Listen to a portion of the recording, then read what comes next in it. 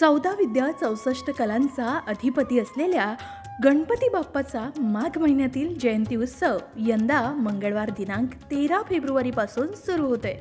माघी गणेश जयंती या दिवशी मंगळवार असल्यानं या गणेश जयंतीचं महत्त्व आणखीनच वाढलंय. 2024 मध्ये आलेल्या या महत्त्वपूर्ण माघी गणेश जयंतीचं महत्त्व आणि पूजाविधी चला जाणून घेऊयात. पण त्याआधी आमच्या चॅनलला सबस्क्राईब करा, बेल आयकॉनला क्लिक करा. तुम्ही जर हा व्हिडिओ फेसबुकवर पाहत असाल तर फेसबुक पेजलाही फॉलो करा. प्रत्येक वर्षी माघ महिन्याच्या शुक्ल पक्षातील चतुर्थी तिथीला गणेश जयंती साजरी केली जाते. या दिवशी श्री गणेशाची मनोभावे पूजा आराधना केली जाते. असं म्हणतात की जो व्यक्ती या दिवशी श्री गणेशाची मनोभावे पूजा करतो त्याच्या आयुष्यातील सर्व संकट दूर होतात.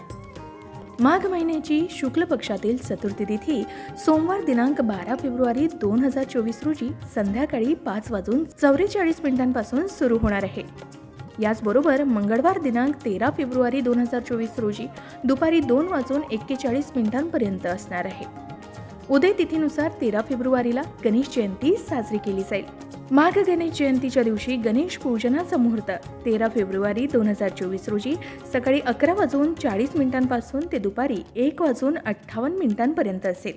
अग्निपुराणात या दिवसाबद्दल उल्लेख आढळतो की जो कोणी या दिवशी श्री गणेशाची विधिवत पूजा करतो त्याला मोक्ष प्राप्त होतो. शिवाय गणेश जयंतीचं व्रत आणि पूजा केल्यानं संकटांचा नाश होतो. यासोबतच या दिवशी व्रत आणि उपवास केल्यानं सुद्धा व्यक्तीचे मानसिक विकार दूर होऊन सर्व समस्या दूर होतात. मराठी महिन्यातील माघ महिन्यात शुक्ल पक्षातील चतुर्थीला गणेश जयंती साजरी केली जाते, म्हणून त्याला माघी गणेश जयंती असं म्हणतात. गणेश जयंतीच्या दिवशी हळद किंवा शेंदूर यानं श्री गणपती बाप्पाची मूर्ती बनवण्याची प्रथा आहे.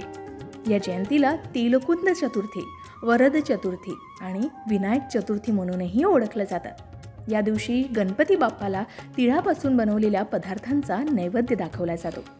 काही घरांमध्ये भाद्रपद महिन्याप्रमाणेच माघी गणेशोत्सवामध्ये गणपतीची मूर्ती घरी आणली जाते. त्याची मनोभावे सेवा केली जाते. घरी आलेल्या गणपती बाप्पाचं या दिवशीच विसर्जन केलं जातं. याबरोबरच भाद्रपद महिन्याप्रमाणेच माघी गणेशोत्सव सार्वजनिक प्रमाणात सुद्धा साजरा केला जातो. असं म्हणतात श्री गणपतीचे एकंदरीत 3 अवतार आहेत. या तिन्ही अवतारांचे जन्मदिवस वेगवेगळे आहेत. पहिला वैशाख पौर्णिमेचा पुष्टीपती विनायक जयंतीचा दिवस, दुसरा भाद्रपद शुक्ल चतुर्थीचा पार्थिव गणेश जन्मदिवस आणि तिसरा माघ शुक्ल चतुर्थी श्री गणेश जयंतीचा दिवस. आधी सांगितल्याप्रमाणे माघ महिन्याच्या शुक्ल पक्षातील विनायकी चतुर्थी हा श्री गणेश जयंती म्हणूनही साजरा केला जातो. हा उत्सव माघी गणेशोत्सव म्हणून साजरा केला जातो. शिवाय भाद्रपद महिन्यातील चतुर्थीच्या दिवशी गणपतीची पूजा केल्यानंतर गणपतीला उकडीच्या मोदकांचा नैवेद्य दाखविला जातो. तर माघी गणेशोत्सवात श्री गणेशाला तिळाच्या लाडवाचा नैवेद्य दाखवण्याची प्रथा आहे. माघी गणेश जयंती ही तिलकुंद चतुर्थी म्हणून ओळखली जाते.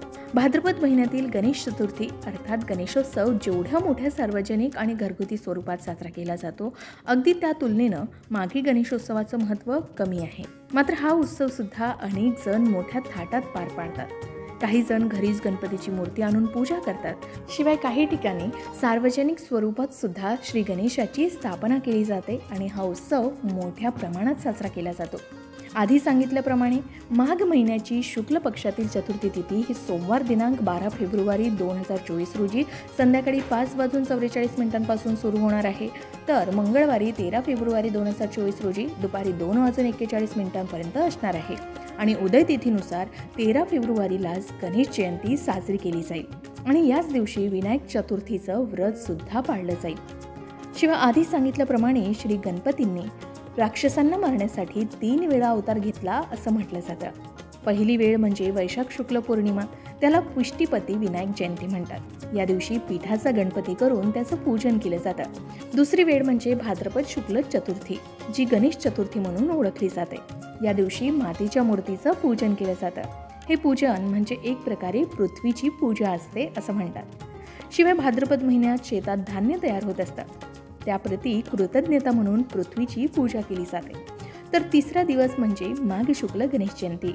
या दिवशी धुंडीराज व्रत करण्यास सांगितलं आहे. त्याबाबत स्कंद पुराणात एक कथा आहे. या दिवशी श्री गणेशांनी नरांतक राक्षसाला ठार मारलं. त्यासाठी त्यानं कश्यपाच्या पोटी विनायक नावानं अवतार घेतला. म्हणून ही माघी गणेश जयंती माघी गणेशोत्सव म्हणून सर्वत्र साजरी केली जाते.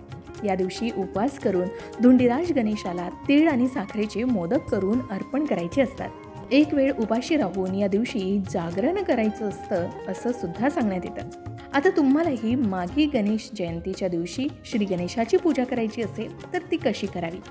तर मातीची मूर्ती आणून तिची प्राणप्रतिष्ठा सुद्धा केली जाऊ शकते. नंतर सोळा उपचारांनी म्हणजे षोडशोपचार पूजा करून त्या मूर्तीला नैवेद्य दाखवून आरती करावी. अथर्व शीर्षाचं पठण करावं. अथर्व याचा अर्थ स्थिर राहणं. मनाची एकाग्रता साधण्यासाठी अथर्व शीर्षाचं पठण फलदायी ठरतं. या दिवशी पूजेचा विशेष मुहूर्त नसला तरी सूर्योदयापासून दुपारी 4 वाजेपर्यंत केव्हाही पूजा करावी असं म्हणतात. या दिवशी पूजेचा विशेष मुहूर्त 13 फेब्रुवारी 2024 रोजी सकाळी 11:40 दुपारी 1:58 असणार आहे. शिवाय या दिवशी विशेष पूजेच्या मुहूर्तावर पूजा केली नाही तरी सूर्योदयापासून तर दुपारी 4 वाजेपर्यंत केव्हाही पूजा करावी असं सुद्धा सांगण्यात येतं. त्यातही मध्यान्हाच्या वेळी अर्थात दुपारी 12 वाजताची वेळ उत्तम मानली गेली. याचबरोबर माघी गणेश जयंतीचा उत्सव हा 1 दिवस की त्याहून अधिक दिवस साजरा करावा हा निर्णय प्रत्येकानं स्वतः घ्यायला हवा असंही म्हणतात. कारण स्वतःच्या सोयी आणि मर्जीनुसार ते ठरवता येऊ शकतं.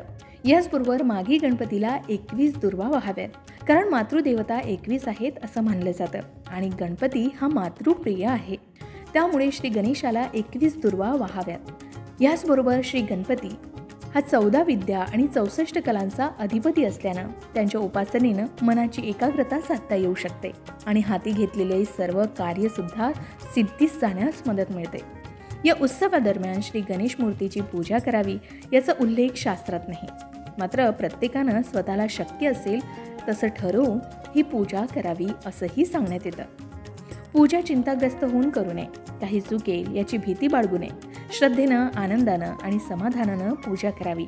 श्रद्धापूर्ण विश्वास मनाची एकाग्रता साधून काम होतं आणि ही मूर्तीपूजा त्याला मदत ठरू शकते असेही बरेच जणांचे अनुभव आहेत.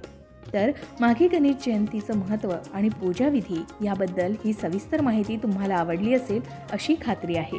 याही व्यतिरिक्त माघी गणेश जयंतीविषयी आणखी काही प्रश्न तुम्हाला पडली असतील तर आम्हाला कमेंटमध्ये नक्की सांगा. त्याची योग्य माहिती देण्याचा प्रयत्न आम्ही नक्कीच करू. अशाच प्रकारच्या माहितीपूर्ण व्हिडिओसाठी लोकमत भक्ती चॅनलला नक्की सबस्क्राईब करा आणि बेल आयकॉनला क्लिक करा म्हणजे आमच्या नवनवीन व्हिडिओचं नोटिफिकेशन तुम्हाला मिळत राहील.